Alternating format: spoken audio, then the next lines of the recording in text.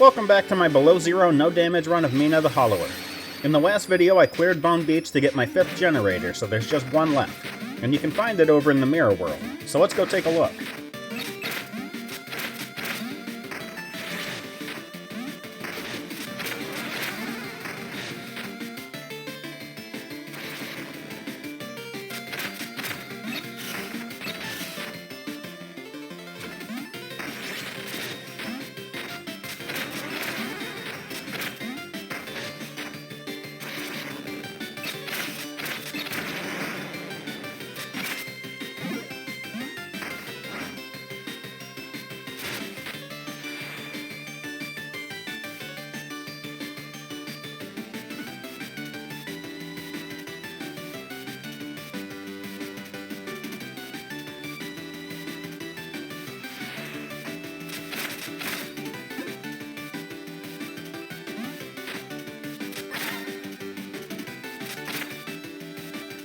These platforms will appear throughout the next zone, so get used to how they work.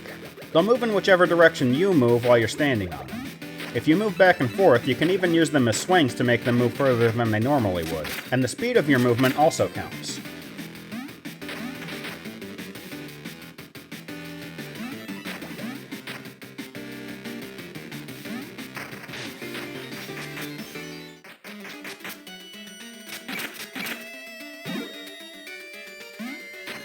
This room will serve as the central hub for the next few sections.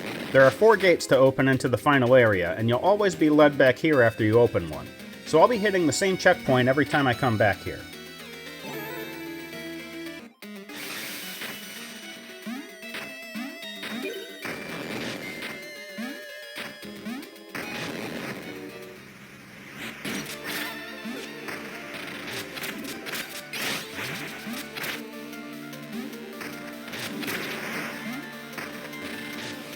It's worth noting that these turrets will always move clockwise between shots, so it's easy to anticipate where they'll be firing and to adjust accordingly. You can even jump over the shots if you time it right.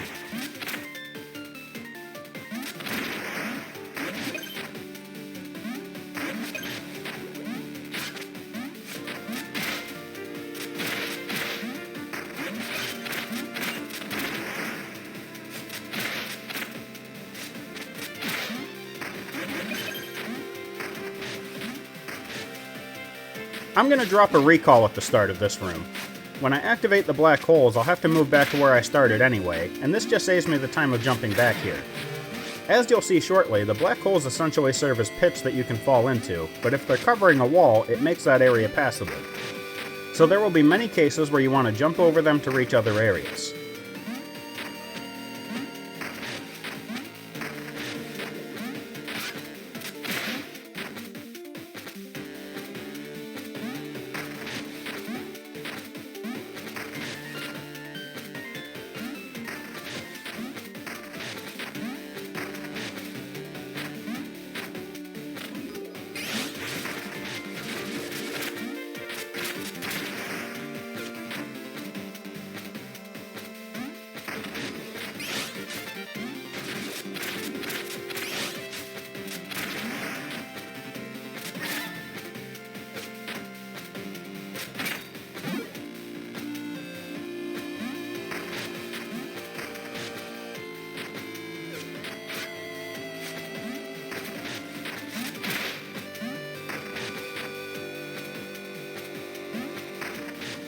Fun fact, if you lure the first few enemies from their starting locations, you can just take the platforms away again to make them fall. This doesn't work as easily on the 3rd one though, so you'll probably have to fight that one normally.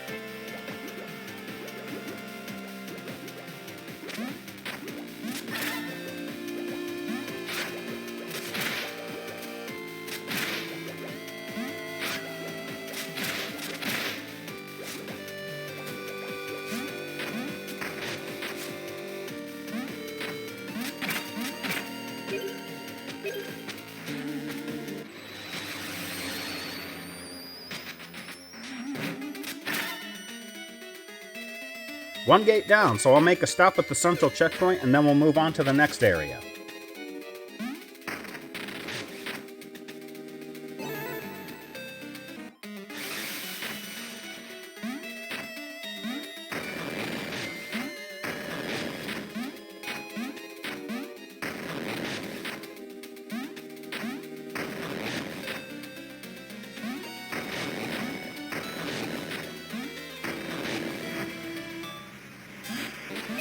These zombies will link with one another, and the lines between them actually will hurt you, so be careful.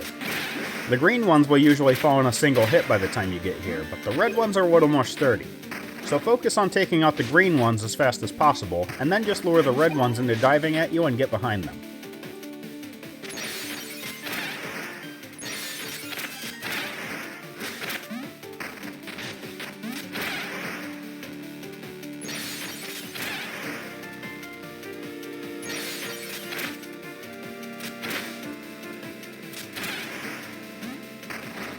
The cracks in the glass are noteworthy, and it's another mechanic you want to get used to. You can walk over them like normal, but if you jump onto one of these cracks, you'll burrow under the glass. While burrowing, if you pass by another crack, you'll automatically long jump out of it.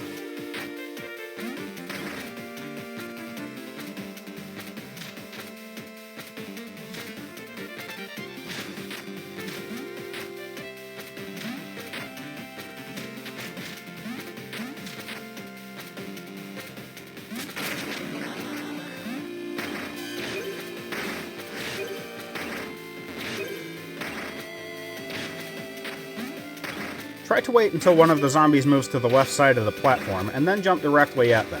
As soon as you break the chain, it'll be safe to proceed.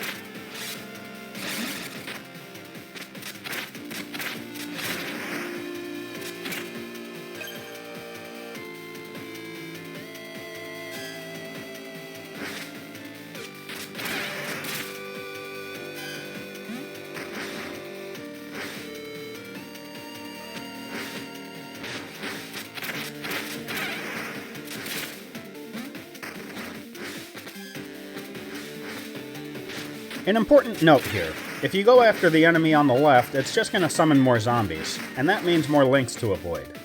If you insist on fighting it, I would recommend waiting until you can open the gates.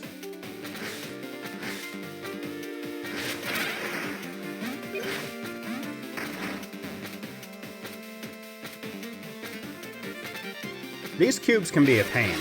If you're quick, you can defeat them before they fly into you, but otherwise you'll be sent into a randomized separate arena, and there you'll have to defeat the enemies within a time limit. If you succeed, the cube will also be defeated. The inert cubes will also be the method for taking out obstacles in the area. In this context, that means the gates that are in the way. But there will be lasers in one of the next areas that will also be affected by it.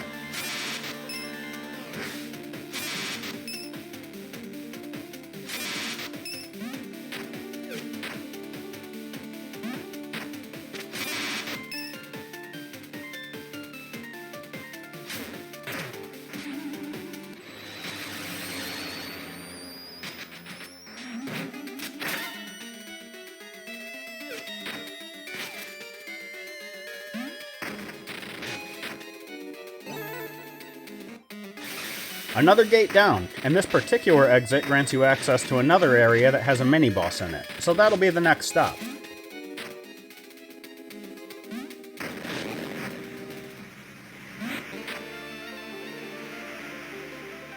The Lumenarks are pretty easy. There will be 6 rows of them, and you'll only be able to attack the head of each row, and only when their hoods are down. If you destroy them quickly when they appear, you'll cancel their attacks and push them towards the hole. Once all the rows have been pushed away, the fight is over. However, it's likely at least a few attacks will succeed, so here they are. The blue hoods will shoot lasers, similar to the Mind Mine boss at the end of Bone Beach, so when they're flashing, be ready to dodge. Red hoods will throw rings, similar to the enemies we found here in the Astral Orrery. If you see one flashing, get ready to burrow under it. Purple hoods will throw black holes across the arena, but they move really slowly, so you don't have to worry as much about this one. Just jump over the hole when it gets close. Every once in a while, you'll see a row shaking, and then they'll run forward towards the button at the end of their row. You can interrupt this with a single attack, and it'll push them back significantly. It wasn't captured in this particular footage, but you might also see golden hoods.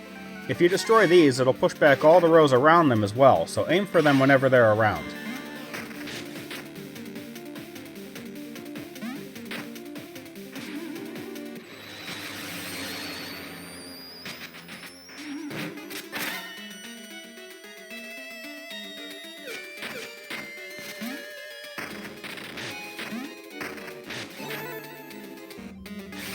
One more gate to open, so we're off to the last of the 4, but I'd argue it's also the hardest of them.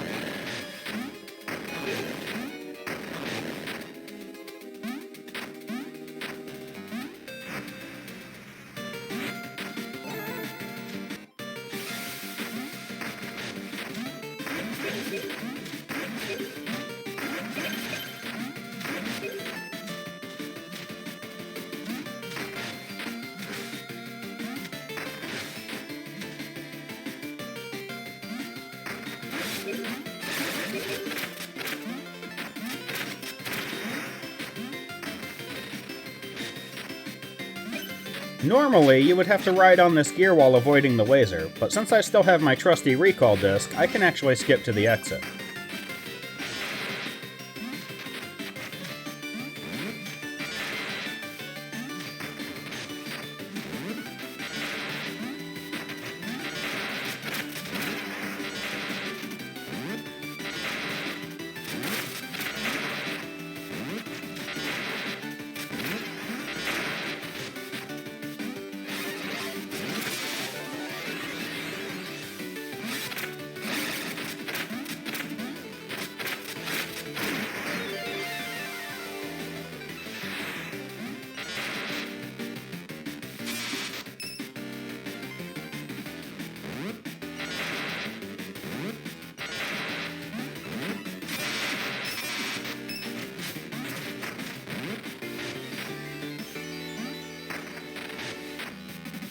There are plenty of secrets to explore if you use the cubes in this room to take out the lasers, but none of this will be necessary for below zero, so I'm going to make a beeline for the exit at the top right.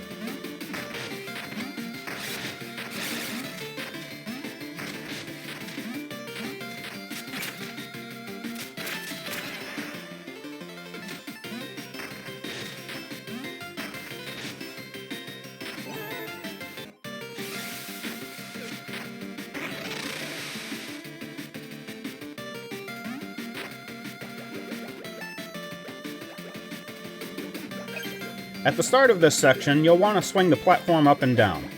This will avoid the obstacles while also grabbing the bones that are floating around. Once you get to the big ring, you can burrow inside and then sit at the bottom right corner of the platform to avoid every obstacle. Then just burrow back out and watch for the lasers by the exit.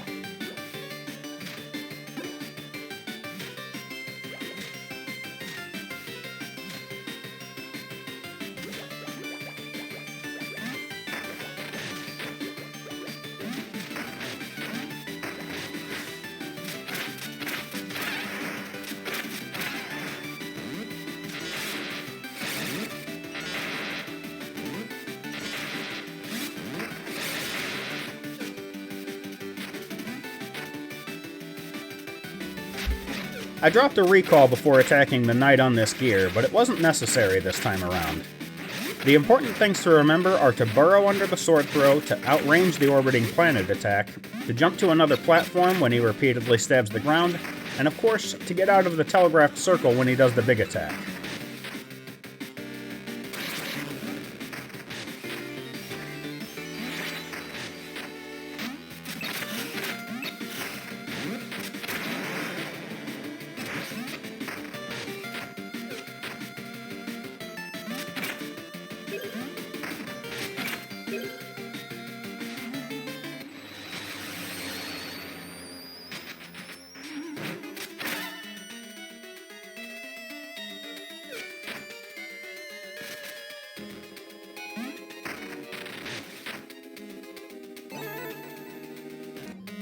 With all 4 gates down, we can move on to the final section. Let's do this thing.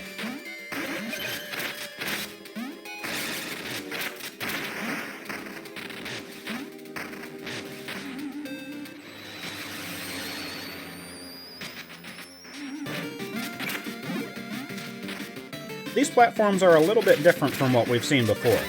They'll deactivate after a countdown, so you'll have to constantly be on the lookout for switches that will turn them back on.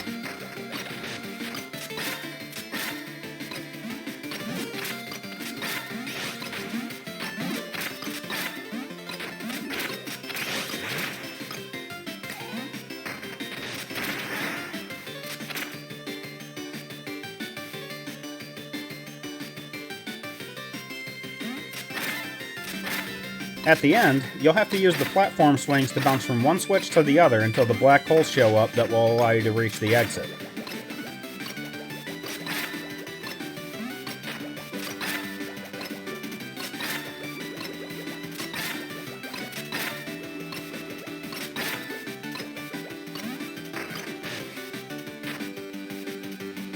Now remember, you can walk on the cracks without falling through, but you have to be extra careful not to use jumps.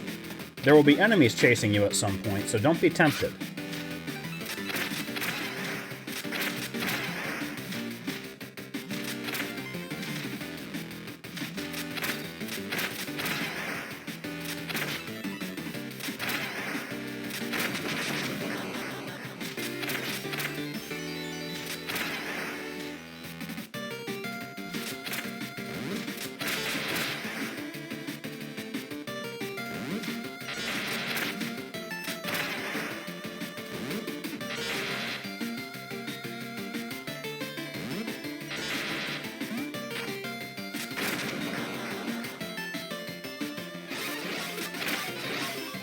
Once I have this cube, I'll be able to take out the laser in the previous room, and that'll open the last checkpoint before the boss.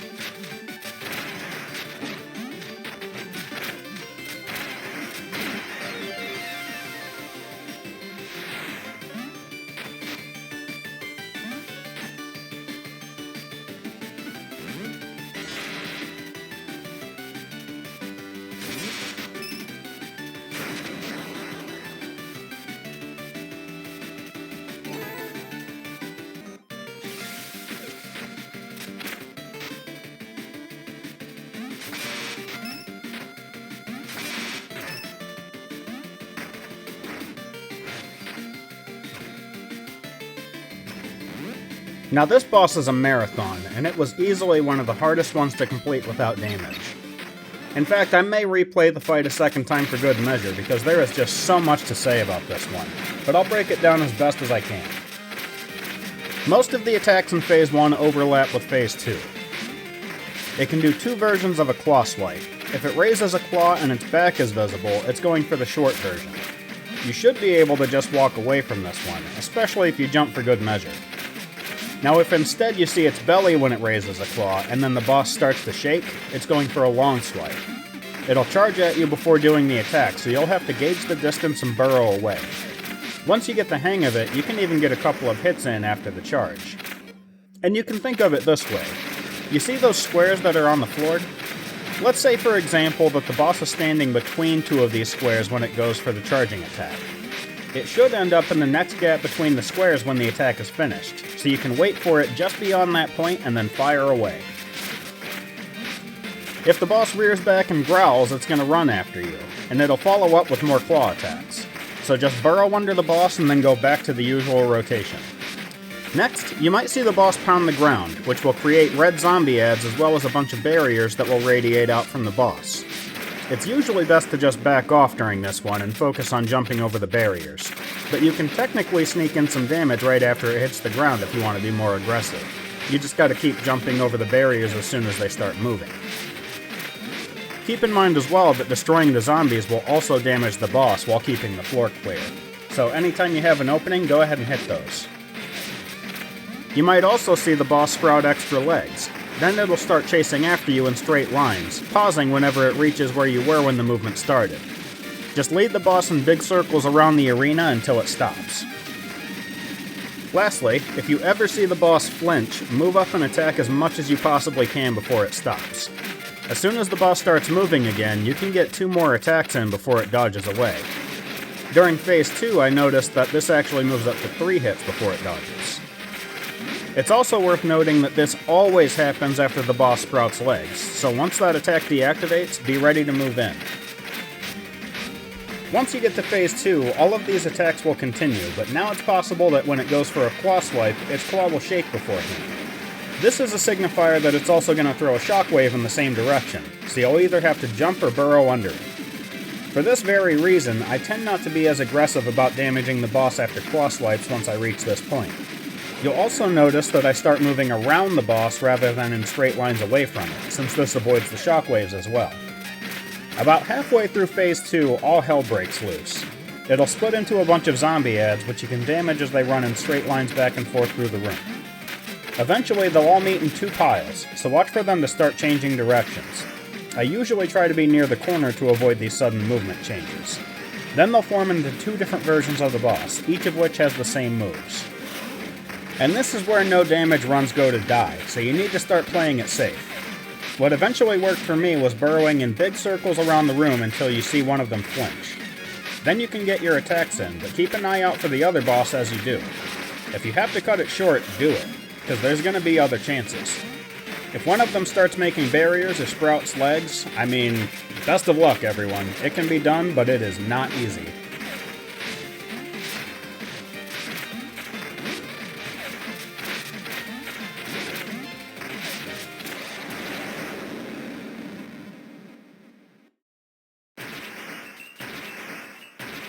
Once you take out the twins, there's a 3rd phase, but the hard part is over. Stay focused and you should make it through just fine. Pick a platform in the middle of the room and stand near the wall.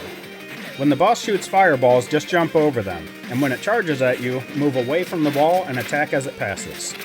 All you have to do is rinse and repeat until it's over, and then you can take a well-deserved breather.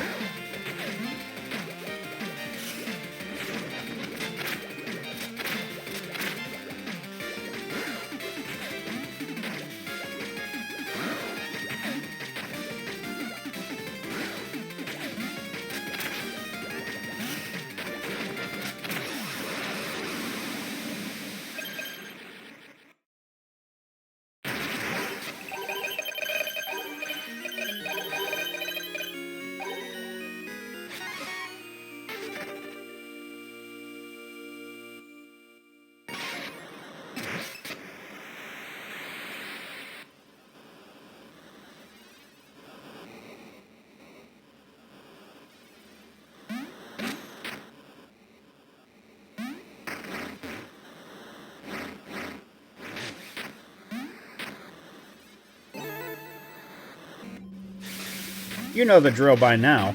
Hit the power nodes and burrow under the obstacles. This time you'll have some black holes to deal with as well.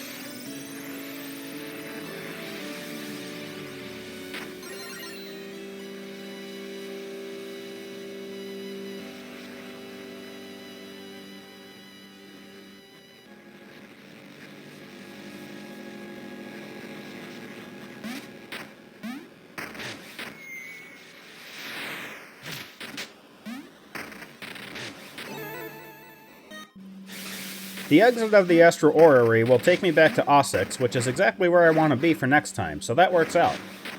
In the next video, I'll take you through Radiant Manor, and the below zero no damage challenge will be complete. As always, if you enjoyed the video, make sure to like, comment, and subscribe before you go.